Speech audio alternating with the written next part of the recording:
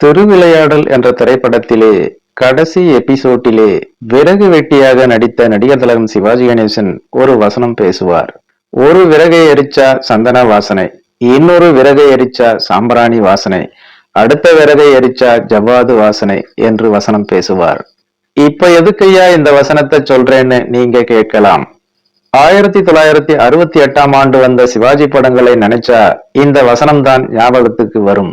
ஒரு படம் புராண கதையை சொன்னது, அடுத்த படம் சரித்திர கதையை கொண்டது, மூணாவது படம் குடும்ப சென்டிமெண்ட், அடுத்ததை பார்த்தா அது கலையை பத்தி, அடுத்தது ஒரு மனுஷனோட வைராக்கியத்தை பத்தி, அடுத்ததா இந்த சமூகத்தோட அவலத்தை பற்றி, கடைசியாக ஒரு பெரிய மனுஷனோட வாழ்க்கை பதிவையும் சொன்ன படம். வேற வேற ஊருக்கு போற பஸ்ஸோட வழித்தடம் மாதிரி வேற வேற ரூட்டிலே போற கதையமைப்பை கொண்ட படங்கள்.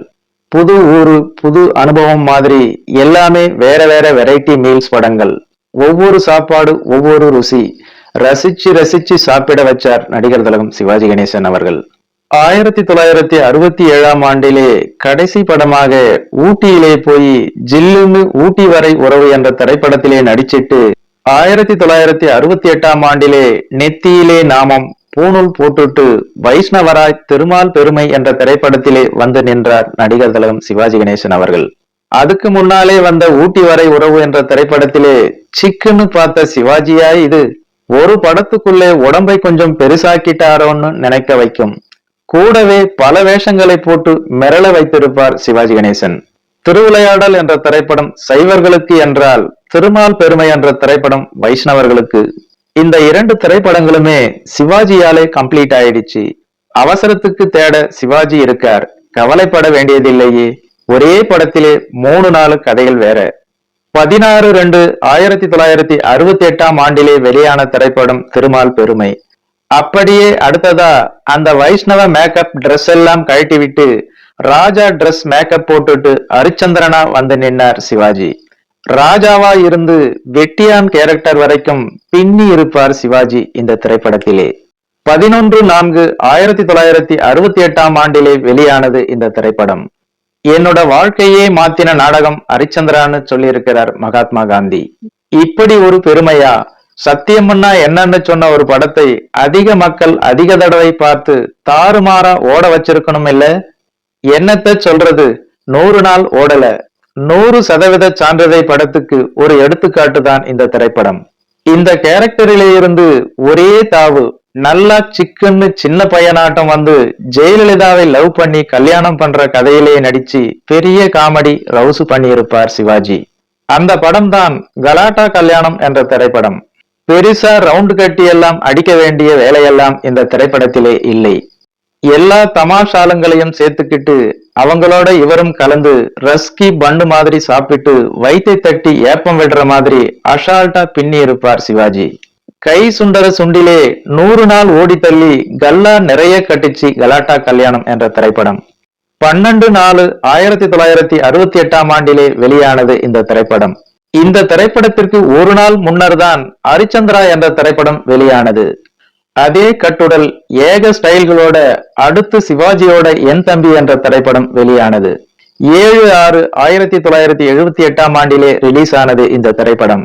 உருவத்திலே மாற்றமில்லை, கதை களம் நடிப்புன்னு பக்கா வெரைட்டியாக மாஸ் காட்டின படம் என் தம்பி என்ற திரைப்படம். ரொம்ப ரசிகர்களுக்கு பிடிச்ச ஒரு ஃபேவரேட் மூவின்னு இதை சொல்லலாம்.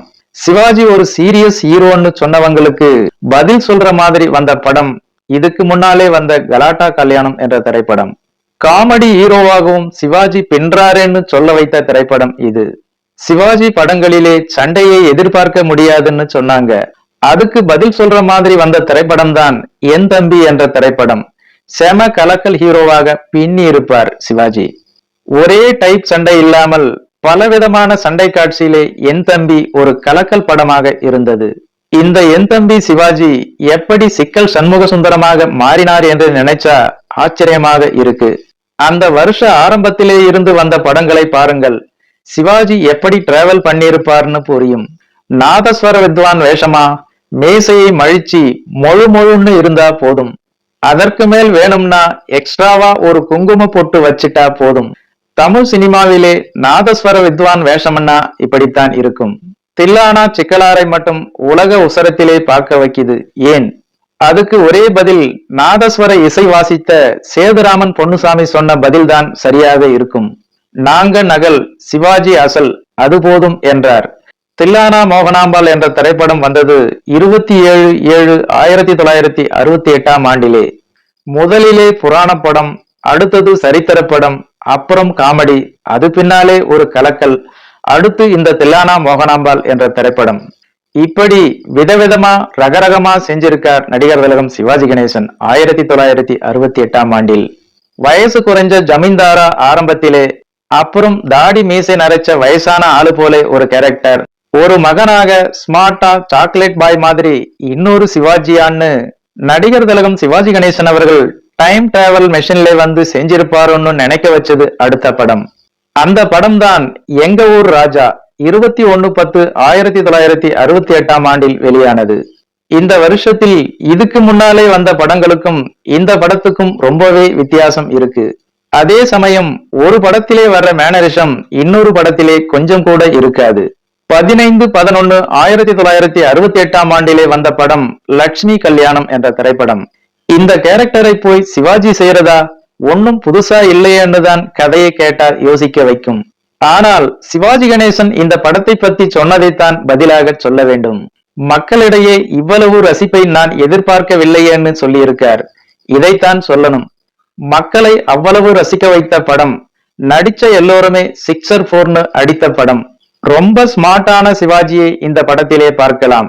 இது சம்திங் டிஃபரெண்ட்னு சொல்ல முடியாத படமா இருக்கலாம், ஆனா சம்திங் ஸ்பெஷல்னு சொல்லலாம். 1968 ஆண்டின் கடைசி படம். இது சிவாஜியே வேண்டாம்னு சொன்ன கேரக்டர். அந்த கேரக்டரை தான் உயர்ந்த மனிதனாக்கினார் சிவாஜி. எத்தனை விதவிதமான வேஷம் வகை வகையாக செஞ்சு சிவாஜி ரொம்ப ஸ்பீடா 125 படத்திலே நடித்து முடித்தார். இதை தமிழிலே முதலாக செய்தவர் நடிகர் திலகம் சிவாஜி கணேசன் தான். அந்த ரெக்கார்டும் இந்த 1968 வருஷத்திலே தான் நடந்தது. படத்திலே க்ளோஸ் ஃப்ரெண்டா நடிச்ச அசோகன் சிவாஜியோட நிஜமா பேச மாட்டார். சிவாஜியோட முதல் பட டைரக்டர்கள் கிருஷ்ணன், பஞ்சு. இதிலே பஞ்சு சிவாஜியோட பேச மாட்டார். ஏவிஎம் கூட இடையிலே சங்கடம் இருந்தது.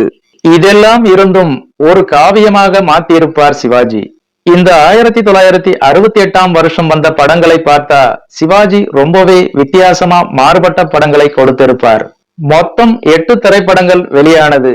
இதிலே கலாட்டா கல்யாணம், என் தம்பி, தில்லானா மோகனாம்பாள், எங்க ஊர் ராஜா, உயர்ந்த மனிதன் படங்கள் 100 நாள் ஓடின. மற்ற 3 படங்களும் 60 நாளும் அதற்கு மேலும் ஓடிய திரைப்படங்கள். கலை உலகத்துக்கு ஒரு நடிகனோட காணிக்கையாக செய்த படங்களாகவும் இவைகள் இருக்கும். நடிகர் திலகம் சிவாஜி கணேசன் நடித்த இந்த அனைத்து திரைப்படங்களுமே வியாபார ரீதியாகவும் வெற்றியடைந்த திரைப்படங்களாகவும் அமைந்திருந்தது என்பது குறிப்பிடத்தக்கது. ஓகே ஃப்ரெண்ட்ஸ், இந்த ஒரு சுவாரஸ்யமான தகவல் உங்களுக்கு பிடித்திருக்கும் என நம்புகிறேன். மேலும் இது போன்ற பல சுவாரஸ்யமான தகவல்களை பற்றி தெரிந்து கொள்ள நம்முடைய சேனலுக்கு உடனே ஒரு லைக் போட்டு சப்ஸ்கிரைப் பண்ணி சப்போர்ட் பண்ணுங்க. நன்றி, வணக்கம்.